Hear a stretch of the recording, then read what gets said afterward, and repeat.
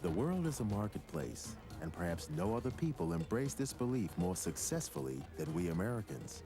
Like it or not, commerce is the cornerstone of our society, and business people are America's last pioneers. They are the daring men and women who step out of the routine and decide to chart their own destinies. There are over 18 million small businesses in the United States, from street vendors to companies that gross millions of dollars. But what does it take to start a company or to make one grow? It takes a good idea.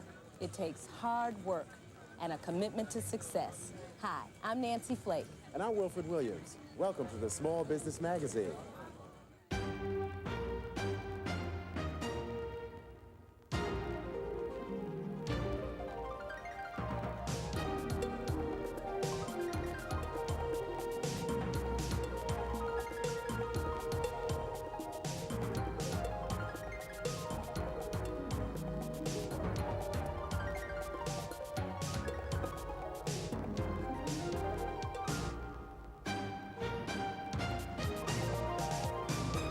In this issue of the Small Business Magazine, join us for a fascinating journey in pursuit of the American dream, the right to succeed. Everybody loves a parade. We'll be flying high with the balloon man, Bob Kemp.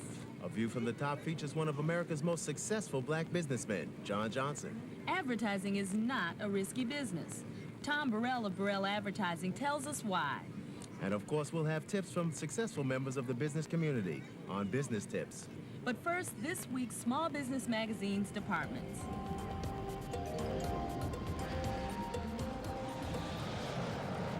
Su Ling Jin, a small bakery owner, was served a frozen sweet roll one morning on a Midway airline flight. She thought that she could do better. She seized the opportunity by writing to Midway's chairman of the board. Her persistence resulted in an appointment for her to show her goods. So I went with the pastry chef, and down we went and showed him, croissants and muffins and all breakfast items. And he said, we're interested in this, but really what we're really interested in is revamping our whole food program. And what we would like to do is eventually serve somewhere in the area of 10,000 meals a day. And do you think you'd be interested in that? Well, as I said before, this kind of entrepreneurial sense that, am I interested in that? Yes, I'm interested in that. And it didn't bother me, really, that I didn't have a kitchen, and I didn't have employees, that I didn't have the experience in that particular area. What it is it was an opportunity, and we turned it into Flying Food Fair.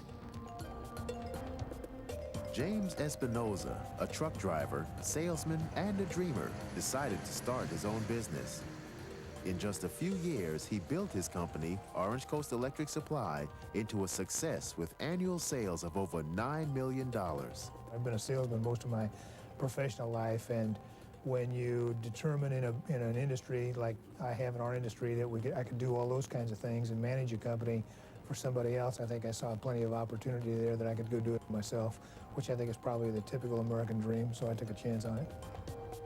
The U.S. Small Business Administration was created to champion the cause of millions of Americans by assisting entrepreneurs to get into business and to stay in business. And some of the businesses that started with SBICs, or Small Business Investment Companies, as well as the Minority Entrepreneurs Small Business Investment Companies, are Nike Shoes, Wang Laboratories, Federal Express, Apple Computer, Godfather's Pizza. I'd say the first thing that a startup business should think about before going into business is make sure he or she has the necessary experience. That he or she actually works for 6 months, a year, 2 years, until they feel comfortable.